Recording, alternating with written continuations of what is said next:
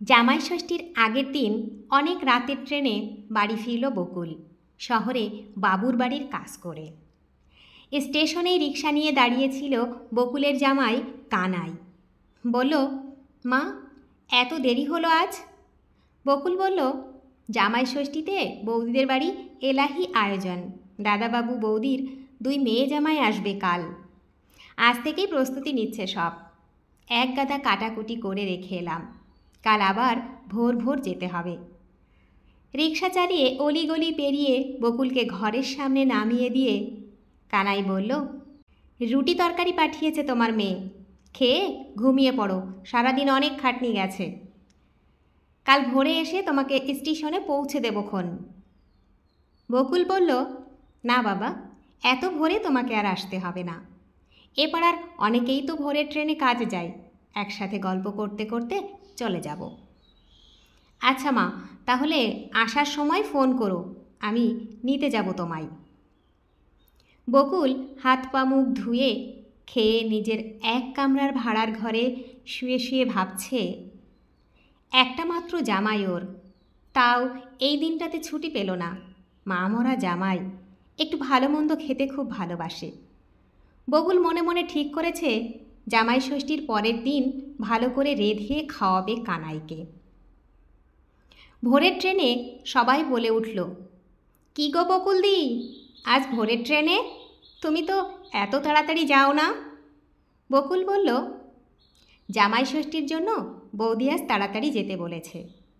একজন বলল, তা তুমি জামাই ষষ্ঠী করবে না? বকুল বলল, ছুটিই তো পাইনি ভাই, ফিরে করব। ফিসফিস করে অনেকেই খোঁটা দিয়ে নানা কথা বলল। কেউ বলল, রিকশাওয়ালা জামাইয়ের আর কি জামাই ষষ্ঠী করবে? কেউ বলল, মেয়ে তো পালিয়ে বিয়ে করেছে, সে নিয়ে যা কেচ্ছা। বকুলের মনটা খারাপ হয়ে গেল। সত্যি, কানাইকে সে প্রথমে জামাই বলে কিছুতেই মেনে নিতে পারেনি। উচ্চ মাধ্যমিক পরীক্ষার পর শহরে কাজ করা গোপালের সাথে বকুল মেয়ের বিয়ে পাকা করে ফেলেছিল, কিন্তু বাদ সেধেছিল মেয়ে নিজেই। মায়ের পায়ে ধরে কেঁদে বলেছিল, কানাইকে সে ভালোবাসে, তাকেই সে বিয়ে করতে চায়। নিজের লেখাপড়া জানা মেয়ের সাথে একজন রিকশা চালককে কখনোই বিয়ে দিতে চায়নি বকুল। সে মেয়েকে সাফ জানিয়ে দেয়, ভালো টাকা মাইনে পাওয়া গোপালকেই বিয়ে করতে হবে, টগরকে। কিন্তু মেয়ে টগর মায়ের সিদ্ধান্ত মানতে না পেরে পালিয়ে বিয়ে করে কানাইকে। এ বিয়েতে খুব দুঃখ পায় বকুল। বাপ হারা মেয়েটাকে অনেক কষ্ট করে লেখাপড়া শিখিয়ে মানুষ করেছিল সে। কানাই এসে বকুলের কাছে ক্ষমা চেয়েছিল, কিন্তু বকুল মেয়েকে চিৎকার করে বলেছিল, বাপ গরিব ছিল, এখন তুই ওই গরিব ঘরেই পচে মর।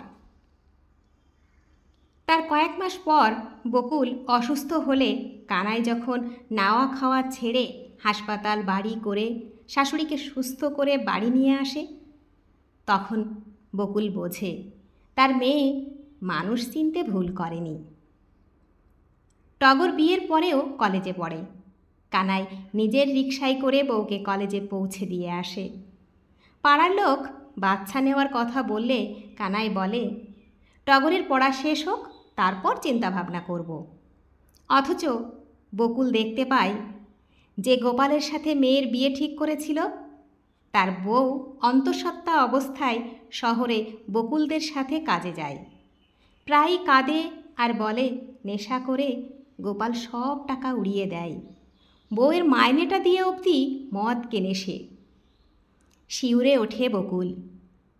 আজ ওর কথা শুনলে ওর মেয়ের অবস্থা ঠিক এই মেয়েটার মতোই হতো। অথচ গরিব হলেও সুখে আছে তার মেয়ে, স্বাচ্ছন্দ্য না থাকলেও ওর জীবনে শান্তি আছে। বকুল মনে মনে ভাবে, সবসময় ছেলেমেয়েরা নিজেদের জীবন নিয়ে ভুল সিদ্ধান্ত নেয়, আর বাবা মা সবসময় সঠিক সিদ্ধান্ত নেয়। এমনটা ভাবা কখনোই উচিত নয়। সন্তানদের সিদ্ধান্তেরও গুরুত্ব দেওয়া উচিত। আরে বকুলদি, তোমার স্টেশন চলে এসেছে গো। ধড়মড়িয়ে উঠল বকুল। ট্রেন ছাড়ার একটু আগেই নামলো ট্রেন থেকে। ভাবনার সাগরে একেবারে ডুবে গেছিল সে। আরেকটু হলেই পরের স্টেশনে চলে যেত। স্বপ্না বৌদির বাড়ি দীর্ঘ ৮ বছর কাজ করছে বকুল। খুবই স্নেহ করে ওকে বৌদি। তাই কানাই বারবার কাজ ছেড়ে দেওয়ার কথা বললে বকুল বলে, যতদিন দাদাবাবু বৌদি আছে কাজ করি, তারপর ছেড়ে দেব। তাছাড়া কাজ করলে তাও তো 2 টাকা হাতে আসে। একটার পর একটা রান্নার কাজে লেগে পড়ল বকুল। কত রকম ভাজাভুজি, ভেটকি, পাতুরি, সর্ষে ইলিশ, মালাইকারি, চিকেন কারি, মটন কষা, আরও কত রকম পদ। বৌদি ঠায় দাঁড়িয়ে দাঁড়িয়ে রান্নার পদ্ধতি বলে দিচ্ছে বকুলকে। বকুল বলছে, বৌদি শরীর খারাপ তোমার, ঘরে গিয়ে বিশ্রাম নাও, আমি করে দিচ্ছি। স্বপ্না বৌদি বারবার বলছে, তা হয় না, আমার মেয়ে জামাইরা এতদিন পর আসছে বলে কথা। স্বপ্না বৌদি বকুল দুজনেই না খেয়ে আছে, ষষ্ঠীর উপোস। বকুল বলল, কত দূর দিদিমণিরা? স্বপ্না বৌদি বলল, ফোনই ধরে না ওরা। বকুল জানে স্বপ্না বৌদির মেয়েরা বাবা মায়ের ফোন ধরার সময় পায় না, এত ব্যস্ত। অসুস্থ মানুষটা যে এত সময় না খেয়ে আছে সে খেয়াল নেই মেয়েদের। হঠাৎ ঝমঝমিয়ে বেজে উঠল বকুলের ফোন। অপর প্রান্ত থেকে শোনা গেল কানাইয়ের গলা। মা, উপোস করে থাকবে না কিন্তু, তোমার শরীর ভালো থাকে না, এখনই মিষ্টি শরবত কিছু খেয়ে নাও। স্বপ্না বৌদি দীর্ঘশ্বাস ফেলে বলল, ধন্যী মেয়ে তুই বকুল, ভাগ্য করে জামাই পেয়েছিস। স্বপ্না বৌদির মেয়েরা একরাশ বিরক্তি নিয়ে ঘরে ঢুকল। মা, ঘরগুলোতে এখনও এসি নেই, আমাদের খুব কষ্ট হয়, এই জন্য আসতে ইচ্ছে করে না। বসেই তারা মশগুল হয়ে পড়ল নিজেদের ফোন নিয়ে। মা খেয়েছে কিনা এটার কথা কারো মনেই পড়ল না। বকুল বলল, বৌদি তাড়াতাড়ি ফোঁটা দিয়ে একটু শরবত খেয়ে ওষুধ খাও। বকুল স্বপ্না বৌদির মেয়ে জামাইদের খাবার থালা সুন্দর করে সাজিয়ে দিল। এক জামাই বলল, তোমরা কেন এত আনহেলদি খাবার বানাও বলো দেখি, আমরা এসব খাই না। স্বপ্না বৌদি অপরাধীর মতো মুখ করে বলল, বাবা একদিন খাও না হয় এইসব। কাল থেকে এত কষ্ট করে করা আয়োজন, অথচ মেয়ে জামাই কাউকে ভক্তি করে খেতে দেখল না বকুল। মনে হলো খেতে হয় তাই খাচ্ছে। বকুলের মনটা ভারী খারাপ হয়ে গেল এসব দেখে। ছোট একটা দোকান থেকে কানাইয়ের জন্য একটা প্যান্ট আর জামা কিনে ট্রেনে চেপে বসল বকুল। তখন সন্ধ্যা হয়।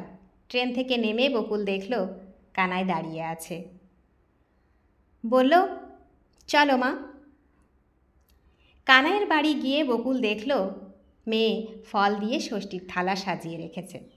বকুল কানাইয়ের দেওয়া শাড়ি পরে ষষ্ঠীর ফোঁটা দিয়ে আশীর্বাদ করল জামাইকে। টগর ডাল, ভাজা আর মাছের ঝোল দিয়ে খেতে দিল ওদের দুজনকে। কানাই বলল, মা কাল তোমাকে নিয়ে তোমার চোখটা দেখিয়ে আনবো, বুঝলে, ডাক্তারের কাছ থেকে। আর দুপুরে তুমি ঝাল ঝাল মুরগির মাংস রান্না করবে, তোমার হাতের রান্নার তুলনা হয় না মা। কটা দিন যাক, তোমাকে আমাদের কাছে নিয়ে চলে আসব। ঘরটা তৈরি হোক আর তোমাকে ভাড়ার ঘরে থাকতে হবে না। সেই ছোটোবেলায় মাকে হারিয়েছি, তুমি সাথে থাকলে আমাদের ঘর আলো হয়ে থাকবে মা। বকুল মনে মনে ভাবে, আজ জামাই ষষ্ঠীতে কতটা তফাৎ মানুষের ভাবনার সে দেখল। টাকা পয়সা থাকার চেয়ে একটা বড় মন থাকাটা বেশি সৌভাগ্যের। পরের দিন চোখ দেখিয়ে মাংস রেঁধে স্বপ্না বৌদির বাড়ি বিকেলে কাজে গেছে বকুল। বকুলের রান্না মেয়ে জামাই আনন্দ করে খেয়েছে। স্বপ্না বৌদির বাড়ি পৌঁছে দেখল সে বাড়িতে লাউড স্পিকারে মিউজিক বাজছে, মদের গ্লাস হাতে মেয়ে জামাই আনন্দে মেতেছে। বৃদ্ধ বাবা মা একটা ঘরে জানালার দিকে তাকিয়ে বসে। স্বপ্না বৌদি বলল, তোর দাদাবাবুর আর আমার জন্য কটা রুটি বানিয়ে বাড়ি যা বকুল, মেয়ে জামাইরা বাইরে থেকে খাবার অর্ডার করে এনে খাবে। আজ বকুল মেয়ের বাড়ি গিয়ে দেখল লুচি বেলছে টগর আর ভাজছে কানাই। বকুল যেতেই কানাই বলল, হাত মুখ ধুয়ে বসে পড়ো মা, আজ আমরা খাবো গরম গরম লুচি আর তোমার হাতের মাংস। আর একটা জিনিস আছে, কি বলো তো? স্প্রাইট এনেছি একটা, ঠান্ডা ঠান্ডা, কাগজে মুড়ে রেখেছি। আজকের খাওয়া পুরো জমে যাবে। বকুল খাবার খাচ্ছে আর ভাবছে, অর্থ কখনো শ্রেষ্ঠ সম্পদ নয়। শ্রেষ্ঠ সম্পদ তো মানুষের অন্তর। কানাই খেতে খেতে বলেই চলেছে, বুঝলে মা, রাজমিস্ত্রির লেবারের কাজ করে 2000 টাকা পেয়েছি। আমরা 3 জন এবার পুরীতে ঘুরতে যাব। জগন্নাথ দেবকে দর্শন করার স্বাদ ছিল না তোমার মা? এবার ঠিক পূরণ হবে। বন্ধুরা, গল্পটি যদি ভালো লেগে থাকে তাহলে প্লিজ লাইক, কমেন্ট ও শেয়ার করতে ভুলবেন না। আর নতুন বন্ধু হলে অবশ্যই সাবস্ক্রাইব করে সঙ্গে থাকবেন। আশা রাখছি। ধন্যবাদ, ভালো থাকবেন।